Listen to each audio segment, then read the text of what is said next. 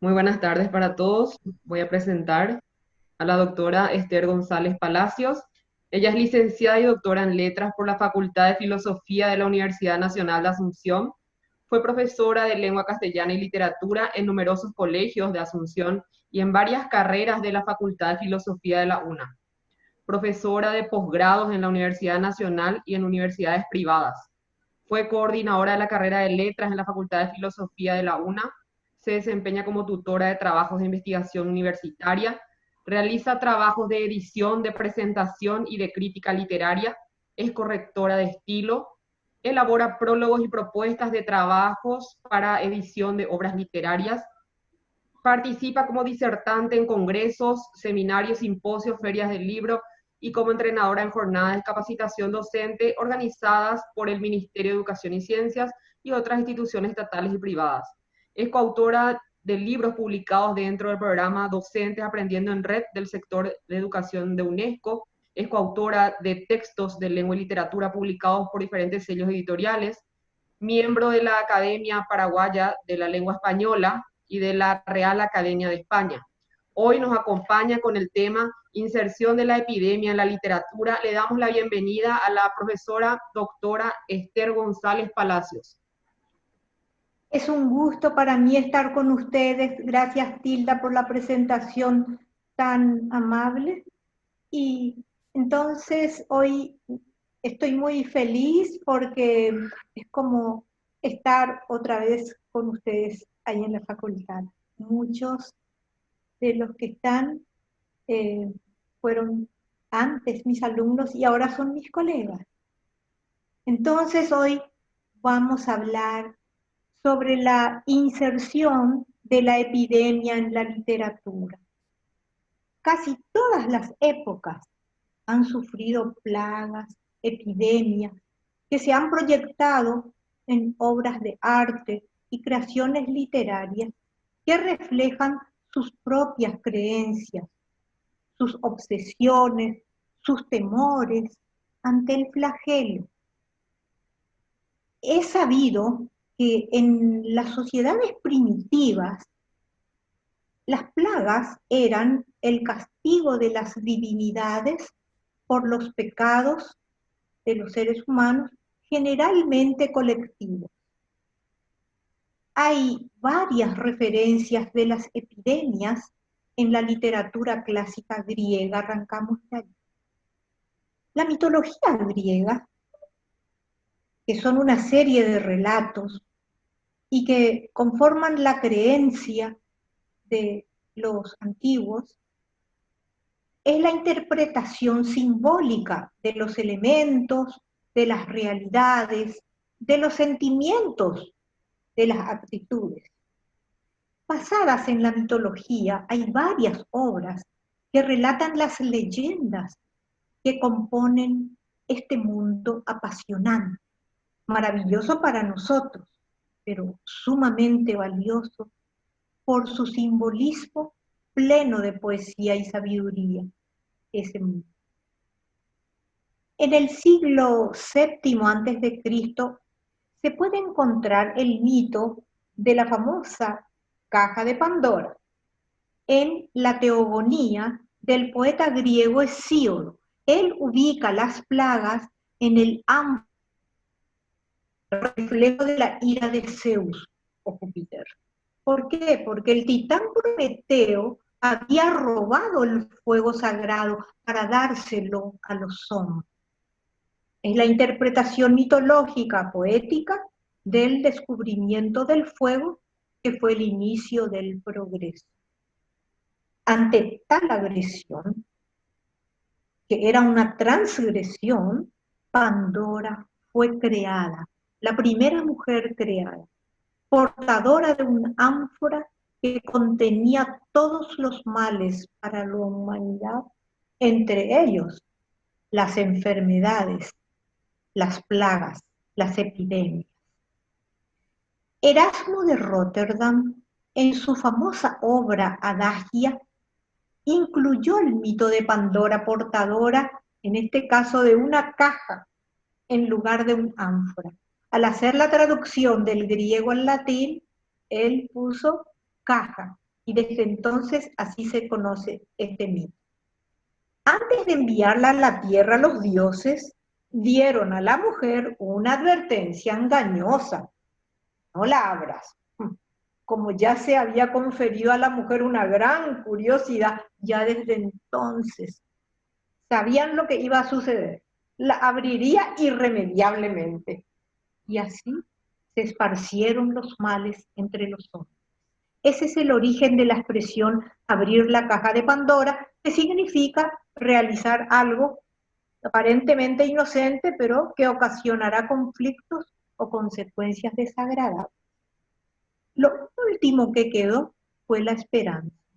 De ahí el dicho: la esperanza es lo último que se pierde.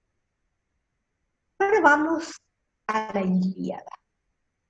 En el libro primero de la epopeya se encuentra una epidemia que mata a los soldados del ejército griego. Febo, el dios Febo, Apolo para los romanos, extendió la peste con sus flechas en el campamento de los griegos. Así castigó el rapto de Criseida, hija del sacerdote Crises, una transgresión cometida por el rey Agamenón. En Tucídides, en su historia de la guerra del Peloponeso, se refiere a la peste que llegó a Atenas en el siglo IV a.C. y fue causa de muerte de muchos atenienses, hasta la del muy ilustre Pericles. El suyo, o sea, la obra de Tucídides, es por primera vez un relato de base científica, porque pretende, siguiendo la doctrina de Hipócrates, describir detalladamente los síntomas, de modo que, cito, en el caso de que un día sobreviniera de nuevo, se estaría en las mejores condiciones para no errar en el diagnóstico.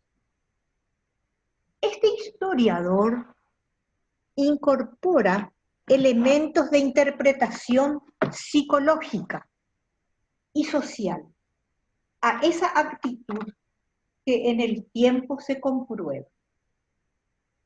La epidemia acarreó en la ciudad una mayor inmoralidad. Ningún temor de los dioses ni la ley humana los detenía. De una parte juzgaban que daba lo mismo honrar o no honrar a los dioses, dado que veían que todo el mundo moría igualmente. Y en cuanto a sus culpas, nadie esperaba vivir hasta el momento de celebrarse el juicio y recibir su merecido. Pendía sobre sus cabezas una condena mucho más grave que ya había sido pronunciada, y antes de que se les cayera encima, era natural que disfrutaran un poco. Tito Lucrecio Caro, poeta romano del siglo I antes de Cristo, es el autor de la famosa La naturaleza de las cosas, De Rerum Natura, un poema didáctico en el que se describe esa misma peste de Atenas a la que se refirió Tucídides, Hesíodo, en uno de los pasajes más perfectos de la literatura universal. Un tema central de su poema es la explotación política de desastres aparentemente sobrenaturales. Ya entonces se sabía que las autoridades políticas de todo el mundo han usado brotes de enfermedades contagiosas para fortalecer su propio poder o justificar ideologías. Sófocles, en su tragedia Edipo Rey, nos presenta una Tebas diezmada por una epidemia, castigo divino. Un Dios portador del fuego se ha lanzado sobre nosotros y atormenta la ciudad, la peste, el peor de los enemigos. En la Tebas de su tragedia, Sófocles ubicaba la Atenas de su tiempo asolada por una espantosa epidemia. La ubica en Tebas. Para salvarse el pueblo de la peste, Edipo dirige una investigación para descubrir al culpable de una abominable culpa. Ese responsable era, sin saberlo, inocentemente, el rey Edipo, el matador de su padre y esposo de su madre. Si Edipo hubiera abandonado la búsqueda al ir dándose cuenta de que era él, hubiese abandonado a su pueblo a merced de la peste. Pero su honestidad es el personaje que yo más admiro en la literatura. Su honestidad, su valentía liberó a su pueblo a costa de su propia destrucción. Ahora vamos a la Biblia.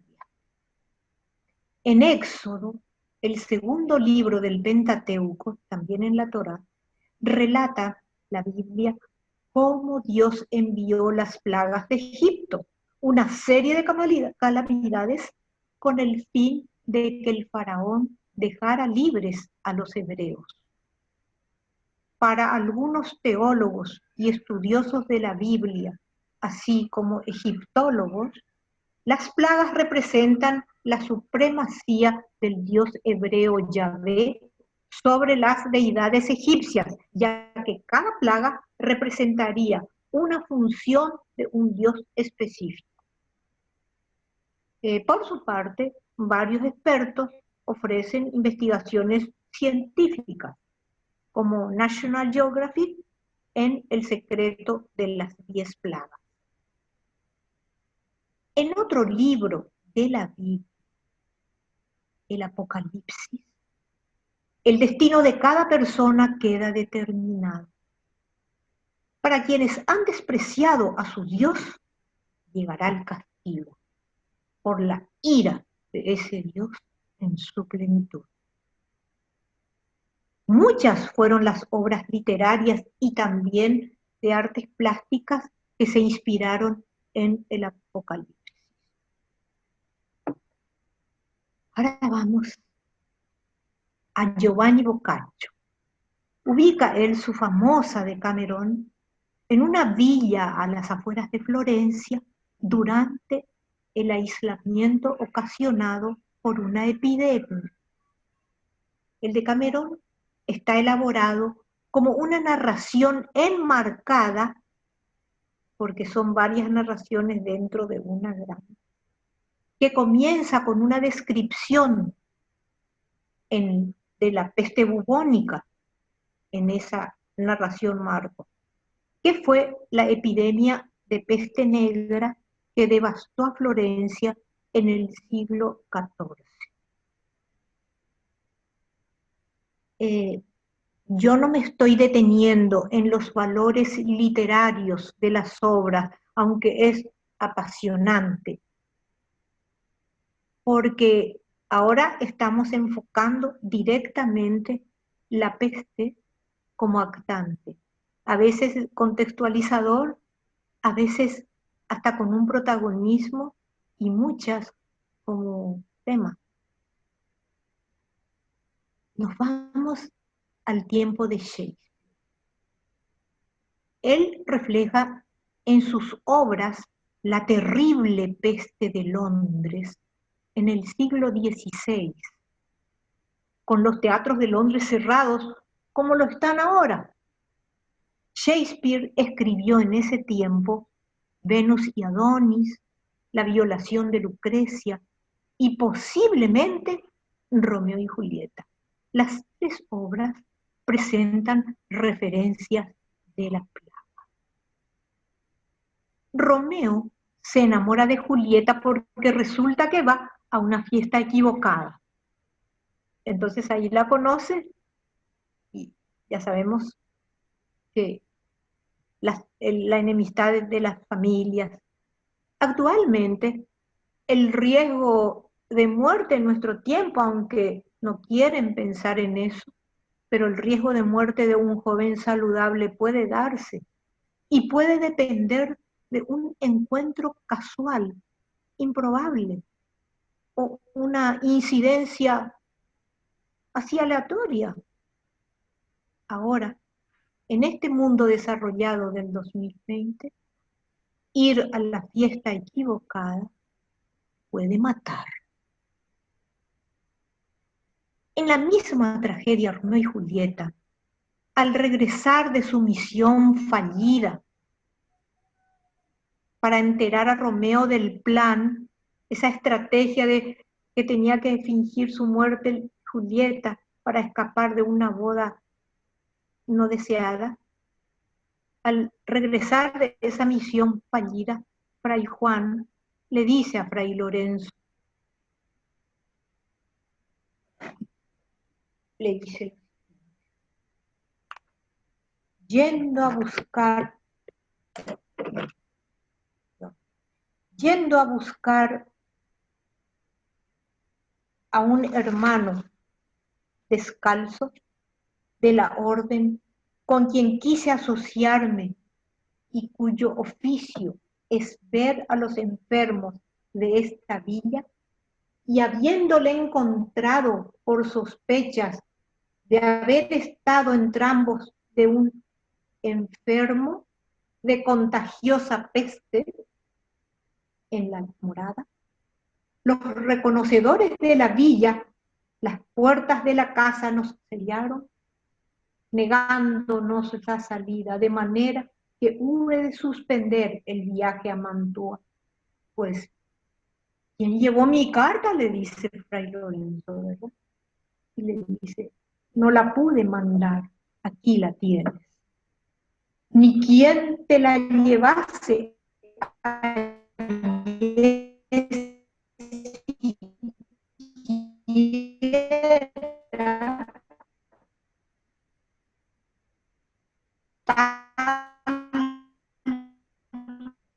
temor tenían de contagiar.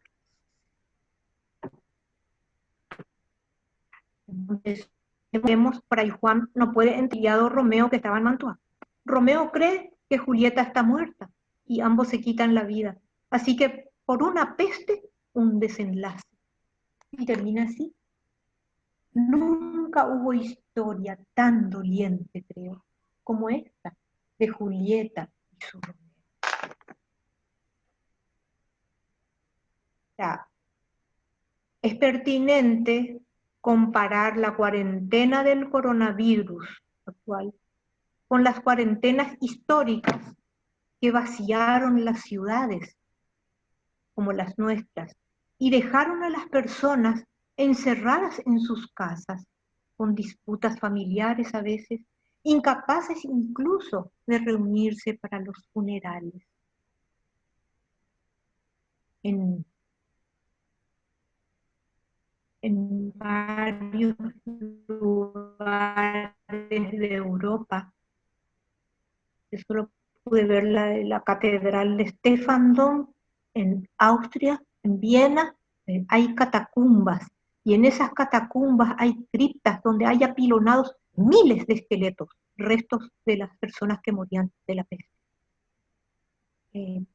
Todos conocen al autor de Robinson Crusoe, Daniel Defoe, ayer también nombrado por Alcibiades, que en 1719 escribió Diario del año de la peste.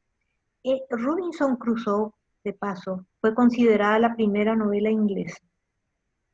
La novela Diario del año de la peste de Defoe es una novela que describe acontecimientos coincidentes con la epidemia de peste que devastó Londres y sus alrededores entre 1664 y 1666. Muestra comportamientos sublimes y también egoístas.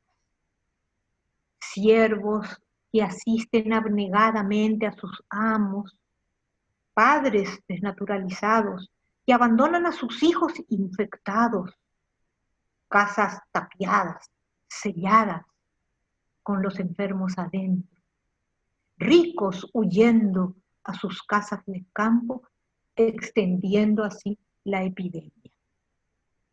Y nos acordamos de aquel consejo que se dio por el Día de la Madre, no ir al interior. Es que se toma muchas veces este tipo de disposiciones como si fuese un castigo, una represión, sin pensar que es una protección. Nos vamos a otro autor de una famosa novela conocida, Colmillo Blanco, y es Jack London. Él escribió una novela que inicia el género de la novela catástrofe. Se llama La peste escarlata. Su acción se desarrolla proyectándose a un futuro, 60 años después de que una implacable epidemia llamada muerte roja diezmara a la raza humana, reduciendo a los sobrevivientes a un nuevo primitivismo salvaje. Un viejo maestro sobreviviente de la pandemia intentará desesperadamente recuperar e inculcar los valores perdidos a sus nietos en un largo y difícil camino hacia el conocimiento.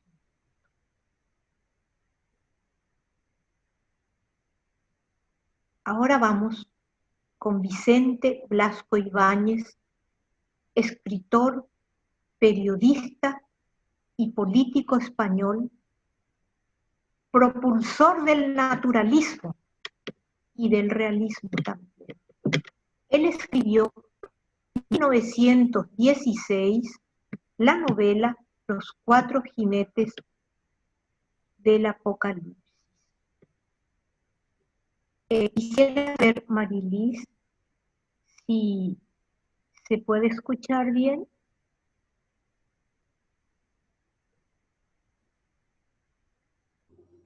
Sí, profe, se te está escuchando bien. Muchas gracias, continúo. Decía que Vicente Blasco Ibáñez era un escritor, periodista y político español, propulsor del naturalismo y el realismo, y él escribió esta famosa novela que se llevó también al cine, como varias obras literarias. Los cuatro jinetes apocalípticos son imágenes simbólicas de los males contra la humanidad.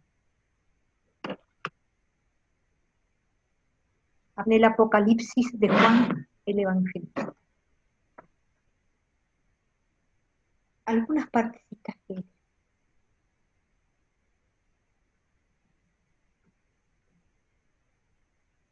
Y cuando dentro de unas horas salga el sol, el mundo verá correr por sus campos los cuatro jinetes enemigos de los hombres. Ya piafan sus caballos malignos, ciencia de la carrera, ya sus jinetes de desgracia se conciertan y cruzan las últimas palabras antes de saltar sobre la silla. En varias partes, ¿verdad?, se los nombra a los jinetes del Apocalipsis. Pero hay algo que es, fijémonos. Dice, mira, gritaba el poeta visionario. Bueno, dice, y aparecía el primer jinete sobre un caballo blanco. En la mano llevaba un arco y en la cabeza una corona. Era la conquista, según unos, la peste, según otros. Podía ser ambas cosas a la vez. Ostentaba una corona. Esto nos asusta, ¿verdad?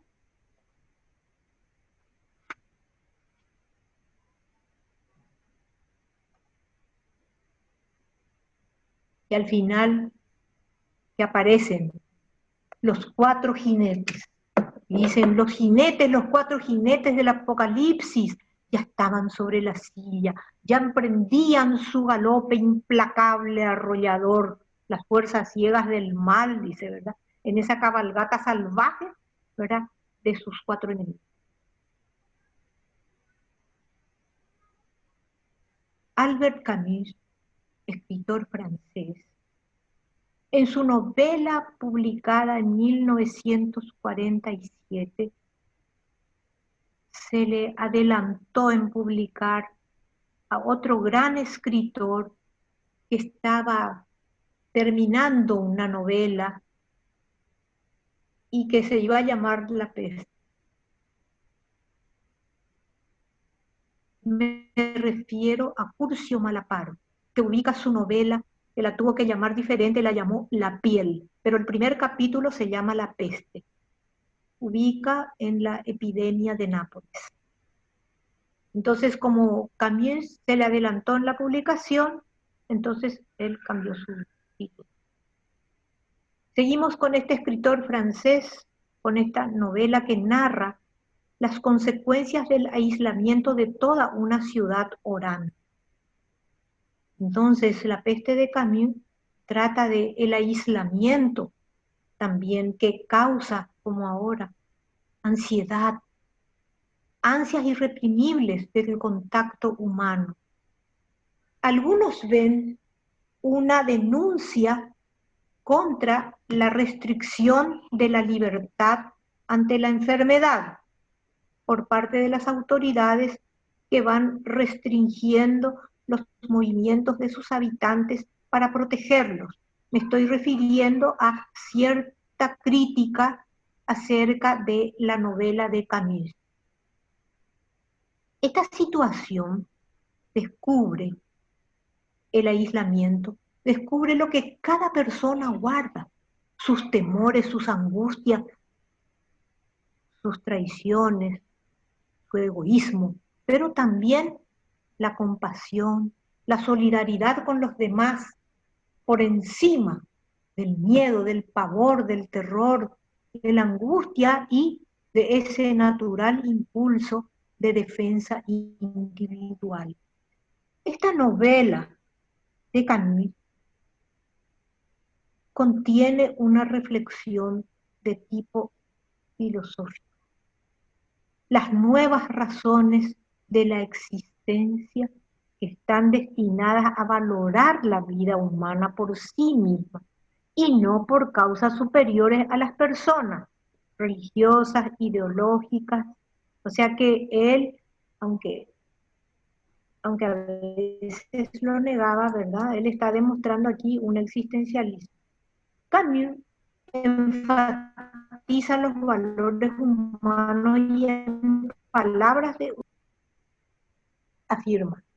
Es una idea que puede hacer reír a la humanidad, que puede hacer reír, pero la única manera de luchar contra la peste es la honestidad.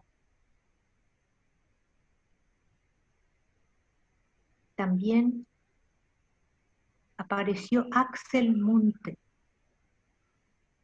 que tenía su propia actitud ante las situaciones médicas más graves y comprometidas, y se refiere a ese conflicto en su famosa novela La historia de San Michel. Entonces, él se preocupa de lo colectivo y de lo individual. Las numerosas ocasiones en que hubo de decidirse a abreviar los sufrimientos de un agonizante, porque desde el principio hasta el final de su relato, él se manifiesta decidido partidario de la eutanasia compasiva. El famoso William Somerset Maugham, en 1925, escribe El velo pintado, una novela sobre la epidemia del cólera en Hong Kong. La protagonista contrae matrimonio sin amor con un bacteriólogo muy buena persona y se trasladan a Hong Kong, donde ella se enamora y comete infidelidad en contra de su esposo, con el fin de obtener el perdón de su marido y su propia redención. Ella se entrega a labores humanitarias en medio de la epidemia. El contacto con la muerte y con una realidad penosa y difícil la transforma en una persona nueva. Uno puede recordar a Guy Descartes con La impura, que presenta una redención por medio de la entrega a los demás. De Gabriel García Márquez también ayer se refirió a Alcibíades. Por eso solo vamos a recordar a este autor de la novela publicada en 1985, El amor en los tiempos del cólera, que está contextualizada durante la epidemia de cólera en un pueblecito portuario del Caribe. Lo vamos a recordar porque él demuestra la necesidad del aislamiento obligatorio para evitar el contagio. Es cuando evitar el contagio a los demás. Entonces, estábamos en Saramago, que él habla sobre una epidemia que se llama ceguera blanca. Quedan todos ciegos y que se confina a los ciegos internados en cuarentena o perdidos en la ciudad. Y reflexiona sobre la voluntad de sobrevivir. Y este autor alerta sobre la responsabilidad de tener ojos cuando otros lo perdieron. Y así él insta la solidaridad. Y hay muchas novelas, muchas otras novelas que por la premura del tiempo y porque son muchas, no me detengo a describir, pero yo puedo facilitarles descripciones, explicaciones al departamento de investigación, si alguien alguna vez quiere hacer algún trabajo focalizando este drama que estamos viviendo. Tenemos, como les dije, Curcio Malaparte en La piel, Kathleen Winsor en la novela Por siempre Ámbar, Mary Shelley, El último hombre, Daniel Cala en Pandemia, Connie Willis, El libro del día del juicio final, Michael Crichton, La amenaza de Andrómeda, todas son obras contemporáneas, ¿eh? Y muchas de ellas parece que son como, no sé, adivinos. Jan Lianke, El sueño de la aldea Ding. Philip Roth, Némesis. Douglas Preston y Lincoln Child en la novela Nivel 5. Jaime Noguera escribió Guerra Zombie. Luis Miguel Guerra, La peste negra. Eduardo Mira, El misterioso caso de la peste negra. Lars Anderson, La leyenda del rey de la peste. Frank Slaughter, Una epidemia en New York. Jan Jono, El húsar en el tejado. Ken Follett, así muchos, muchos, muchos. Y hay una novela preciosa que se llevó al cine, pero que insiste mucho en la parte médica y es tan importante solamente para relacionar a los médicos y enfermeras y paramédicos que se sacrifican y mueren también en otros países. Una novela hermosa de Morton Thompson que se llama No serás un extraño. No serás un extraño en el paraíso, ¿verdad? Ellos no van a ser extraños. Por último, como ya estamos terminando el tiempo, quiero leer con ustedes este poema que seguramente conocen, pero para que podamos compartir, que está escrito por el poeta cubano Alexis Valdés Esperanza. Cuando la tormenta pase y se amansen los caminos, y seamos sobrevivientes de un naufragio colectivo, con el corazón lloroso y el destino bendecido, nos sentiremos dichosos, tan solo por estar vivos. Y le daremos un abrazo al primer desconocido y alabaremos la suerte de conservar un amigo. Y entonces recordaremos todo aquello que perdimos. De una vez aprenderemos todo lo que no aprendimos. Y no tendremos envidia, pues todos habrán sufrido. Y no tendremos desidia, seremos más compasivos. Valdrá más lo que es de todos que lo jamás conseguido. Seremos más generosos y mucho más comprometidos. Entenderemos lo frágil que significa estar vivos. Sudaremos empatía por quien está y quien se ha ido. Extrañaremos al viejo que pedía un peso en el mercado, que no supimos su nombre y siempre estuvo a tu lado. Y quizá el viejo pobre era tu Dios disfrazado. Nunca preguntaste el nombre porque estabas acá. Y todo será un milagro, y todo será un legado, y se respetará la vida que hemos ganado. Cuando la tormenta pase, te pido, Dios, apenado, que nos devuelvas mejores como nos habías soñado. Les agradezco a todos. Los dos primeros, ¿no? Bueno, entonces... Esthercita, qué placer. Tu broche de oro con ese poema era la frutillita que no le faltó a tu torta, por supuesto.